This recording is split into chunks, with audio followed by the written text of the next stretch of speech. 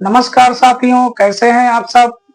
आशा करते हैं आप सब बहुत स्वस्थ होंगे और अपनी पढ़ाई में निरंतर लगे हुए होंगे। साथियों, जैसा कि आप लोगों को पता है, आज दिनांक है 7 अगस्त और आज से रेलवे एनटीपीसी का एग्जाम स्टार्ट हो गया है 12th लेवल वालों का।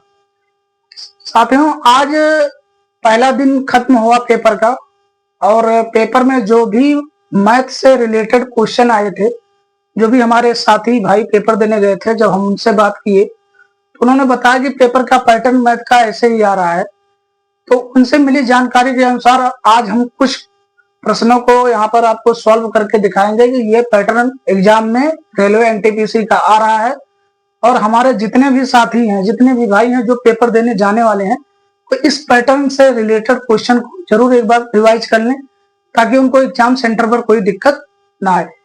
साथियों, जैसा कि हमारे एक साथी ने बताया कि एक सरलीकरण के जो है 2 से 3 क्वेश्चन आ रहे हैं, तो ए बी सी शिफ्ट हुए, सब में अगर 2-2 क्वेश्चन ही देखा जाए तो लगभग 6 क्वेश्चन हर रोज जो है हर शिफ्ट में 2 क्वेश्चन लगभग पूछे जा रहे हैं। तो पहला क्वेश्चन है हमारा 90 डिवाइड 6 इंटू 24 माइनस 8 भागे 4 फिर ब्रैकेट बंद फिर भागे 3 का मान क्या होगा। तो सबसे पहले इसको लगाने से पहले हमें एक चीज पता होना चाहिए, बोर्ड मास का रूल। बोर्ड मास, सबसे पहले सरलीकरण में हम क्या करते हैं, ब्रैकेट को हटाकर आप मतलब गुणा करते हैं, फिर डिवीजन, फिर मल्टीपल, फिर ऐड और लास्ट में हम क्या करते हैं, सबट्रैक्ट। पहले हम ब्रैकेट को हटाते हैं, फिर उसका गुणा करते हैं, फिर भाग करते हैं, फिर मल्टीपल करते हैं, फिर ऐड करते हैं, लास्ट में हम सबसे सबट्रैक्ट करते हैं। अब इस क्वेश्चन को हम हल करेंगे तो यहाँ पे जहां जहां भाग है काट दो, तो ये हो जाएगा 4 दूना 8 और 15 छक्का 90।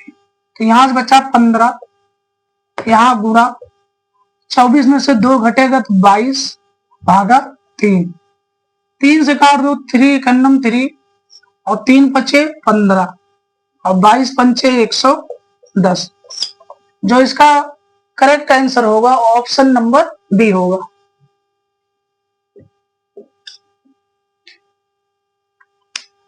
Option number b. ये एग्जाम में ऐसे ही पैटर्न आ रहे हैं सरलीकरण से, तो आप लोगों को ज्यादा घबराना नहीं है। ये तो मैंने आपको समझाने के लिए इतना बता दिया, नहीं तो मैं तो डायरेक्ट ही एक लाइन में ही बता देता। 4 दूना 8, 15 चौका 60, 24 में से 2 गए 22 और 15 इंटू 22 को भागे 3, 3 घनम 3, 3 बचे 15, 22 पंचे 110। ये इसका करेक्ट आंसर होगा। तो इस प्रकार के। तो साथियों, अब हम अपने अगले क्वेश्चन की तरफ बढ़ते हैं। क्वेश्चन नंबर 2 शिफ्ट बी में पूछा गया था। ये 27 माइनस 38 माइनस मझला ब्रैकेट 46 माइनस छोटा ब्रैकेट 15 माइनस 13 माइनस 2 का मान क्या होगा। अब इसको हम सॉल्व क्या कैसे करेंगे, माइनस 13 में माइनस 2 जुड़ जाएगा, तो ये हो जाएगा 27 माइनस 38 माइनस अब 46 माइनस 15 और माइनस 13 माइनस 2 जुड़ेगा तो माइनस 15। अभी हो जाएगा 27 माइनस 38 माइनस 15 में से 15 घटेगा, 15 में से 15 गया तो 0, तो हो जाएगा माइनस 46 माइनस 0, तो हो जाएगा 27 माइनस का अंदर में मल्टीपल कर दो तो 38 प्लस 46। 38 में 46 जुड़ेगा माइनस तो कितना आ जाएगा, 27 प्लस 16 में से 8 गया 8 और 8 7 15 35।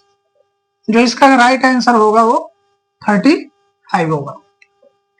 तो इस प्रकार के जो है एग्जाम का पैटर्न है, सरलीकरण से ऐसे क्वेश्चन आ रहे हैं। तो आप लोगों को बोर्ड मास का रूल याद होना चाहिए और घबराना बिल्कुल नहीं है, क्योंकि इस प्रकार के क्वेश्चन में अगर आप घबरा जाओगे तो गलती कर जाओगे। तो साथियों हम अपने अगले क्वेश्चन की तरफ बढ़ते हैं। अगला क्वेश्चन जो था परसेंटेज से था।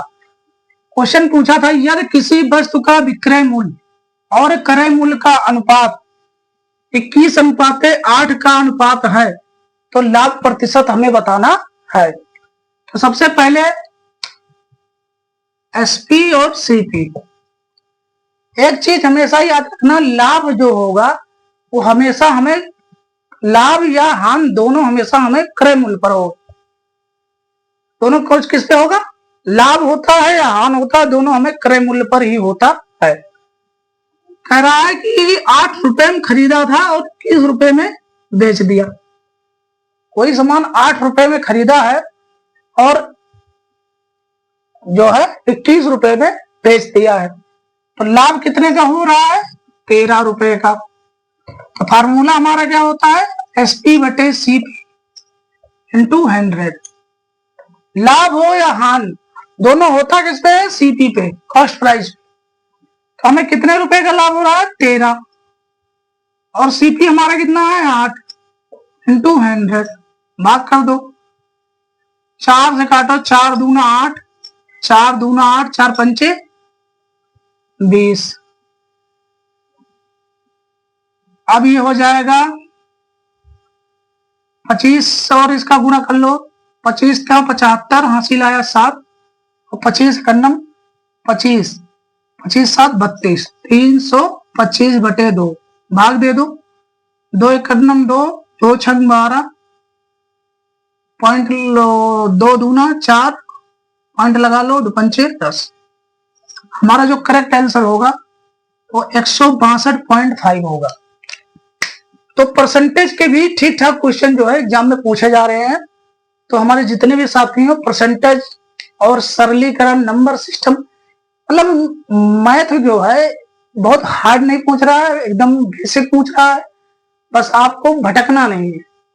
और मैथ जो है 30 में से समझ लो 25 ऐसे क्वेश्चन आ रहे हैं जो बेसिक हैं, 2-4 क्वेश्चन ऐसे आ रहे हैं जो थोड़ा हाई लेवल के हैं। बाकी सब जो है हमारे बेसिक क्वेश्चन में से पूछे जा रहे हैं। मैथ किसी को गलती नहीं होनी चाहिए, क्योंकि मैथ ही एक ऐसा भाग है जिसमें हम नंबर गेन कर सकते हैं। बाकी करंट अफेयर हुआ, जीके जीएस हुआ या रीजनिंग हुआ, ऐसे क्वेश्चन हमारे रॉन्ग होने के चांस ज्यादा रहते हैं, लेकिन मैथ में हमें पूरे नंबर मिलने के चांस रहते हैं।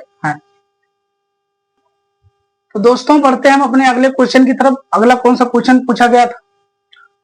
क्वेश्चन का पैटर्न था यदि 0.75 अनुपात में यक्स दिया था, फिर समानुपात में 2.5 दिया था, फिर अनुपात में 8 दिया था, तो हमसे कह रहा था यक्स का मान क्या होगा।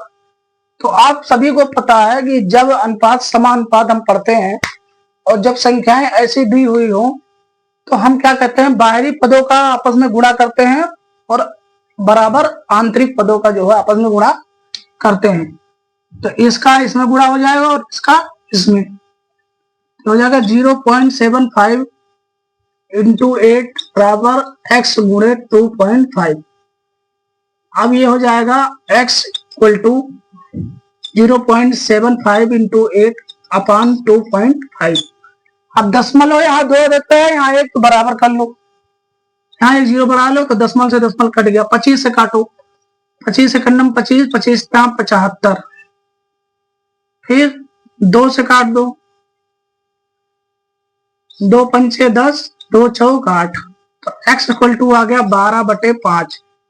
डिवाइड करो, 5 दूना 10 और 5 चौक 2.4 जो इसका राइट आंसर। इसका राइट आंसर क्या होगा? 2.4। तो ऐसे क्वेश्चन जो है हमें अनुपात से भी देखने को मिल रहे हैं, समानुपात से भी देखने को मिल रहे हैं। तो एक आध नंबर में ऐसे क्वेश्चन पूछे जा रहे हैं, तो बहुत बेसिक क्वेश्चन है, आप लोग इसको आराम से सॉल्व कर सकते हैं। तो साथियों हमारा जो अगला क्वेश्चन शिफ्ट 1 में पूछा गया था यदि किसी वस्तु का विक्रय मूल्य उसके क्रय मूल्य का 5/3 के बराबर है तो लाभ या हानि प्रतिशत ज्ञात कीजिए। अब कोई दोस्त कह रहे हैं कि ऐसा क्वेश्चन तो एग्जाम में पूछा ही नहीं गया था। भाई मैं कब कह रहा हूं कि एग्जाम में ऐसा क्वेश्चन पूछा गया था? क्वेश्चन का पैटर्न यही है और हम एग्जाम के क्वेश्चन आपको बता भी नहीं सकते क्योंकि कानून के दायरे जो बाहर है और हमें ऐसा क्वेश्चन आपको बताना नहीं है। बस हम आपको यही बता रहे हैं, जो बच्चों से या जो हमारे साथियों से बात उन्होंने यही बताया कि इस प्रकार के क्वेश्चन, इस प्रकार का पैटर्न क्वेश्चन का है। तो आप लोग को हम ये नहीं बता रहे कि एकदम एग्जाम में यही सेम पूछा गया था, लेकिन पैटर्न यही था। क्वेश्चन था, यदि किसी वस्तु का विक्रय मूल्य उसके क्रय मूल्य का 5/3 के बराबर है तो लाभ या हानि प्रतिशत ज्ञात कीजिए। मतलब लाभ हुआ या हानि, उसका प्रतिशत ज्ञात कीजिए। तो एसपी और सीपी 5 रुपए में बेचा, 3 रुपए में खरीदा था। कोई भी वस्तु अगर 3 रुपए में खरीद रहे हो, 5 रुपए में बेच रहे हो, तो ये याद रखो कि उसमें फायदा ही हुआ, क्योंकि आपने 3 में खरीदा, 5 में बेचा, तो कितने का फायदा हुआ? +2 का। तो फार्मूला इसमें लगाओ अपना, प्रॉफिट वाला P/CP × 100। P प्रॉफिट कितने का है? 2। CP कितना था? 3 × 100। ये हो गया 200/3। यह जाएगा 66.66% का क्या है? लाभ है। अब क्वेश्चन में लाभ वाले पे लगाना, ये तो हान वाले पे टिक लगा दो। तो दोस्तों इस प्रकार के तो भाइयों एग्जाम में क्वेश्चन इसी पैटर्न के मैथ से पूछे जा रहे हैं। कोई बहुत बड़ा क्वेश्चन नहीं पूछा जा रहा है या एडवांस मैथ से क्वेश्चन नहीं आ रहे हैं, बेसिक क्वेश्चन आ रहे हैं। बस आप लोगों को घबराना नहीं है, दिमाग का पूरा स्थायी रूप से प्रयोग करना है स्थिर होकर। और मैथ का अगर 30 क्वेश्चन है तो हमें ये लग रहा है कि 25+ क्वेश्चन जो भी भाई पढ़ाई कर रहा होगा उसके लिए इजी है, 25+ क्वेश्चन वो कर देगा। तो आज तो 7 तारीख हो गया, अब कल देखते हैं 8 तारीख को क्या पैटर्न है पेपर का, मैं आपको अपने वीडियो के माध्यम से बताऊंगा। अगर आप हमारे चैनल पर नए हैं तो चैनल को जरूर सब्सक्राइब करें ताकि हमारी जो भी वीडियो है वो आप लोगों को मिल सके। तब तक के लिए जय हिंद।